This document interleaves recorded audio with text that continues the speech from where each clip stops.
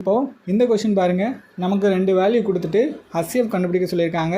ரொம்பவே simple. First முதல்ல கொடுத்துருக்க வேல்யூ எடுத்து எழுதிக்கிறேன். a² b⁴ 2 a² b² எழுதிக்கிட்டேன். இப்போது இந்த 2 டேர்ம்லையுமே ஏபி காமனாக இருக்கா? ஸோ அதை வெளியில் எடுத்துருவோம். ஸோ வெளியில் எடுத்துட்டா நான் இங்கே a² எடுக்கிறேன், ஏன்னா அதுலேயும் a² இருக்குது. அதே மாதிரி இதில் b² இருக்குது, ஆனால் இதில் b⁴ இருக்குது. அப்போ b² தான் வெளியில் எடுக்க முடியும். அப்போ a² b² வெளியில் எடுத்துக்கிட்டேன். பேலன்ஸ் என்ன இருக்கும்?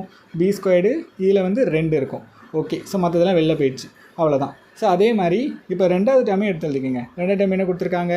ab⁴ (7) -4 a² b⁴ 9. இப்போது இந்த ஹோல் பவர் 7 என்ன அர்த்தம்?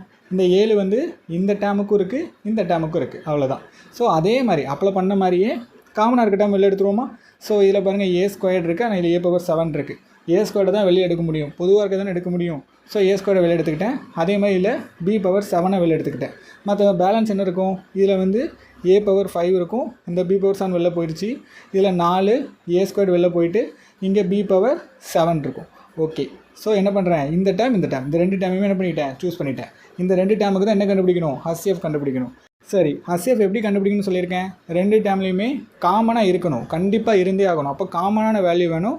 அதே மாதிரி காமனான வேல்யூவில் சின்ன வேல்யூவை சூஸ் பண்ணணும். இதான் ஹச்சிஎஃப்கான மெத்தடு. ஸோ இப்போ அதே மாதிரி இதில் பாருங்கள், இது 2லையும் காமனாக ஏ இருக்குது. ஏவை எடுத்து எழுதிக்கலாம். அதில் சின்னது என்னவாக இருக்கும்?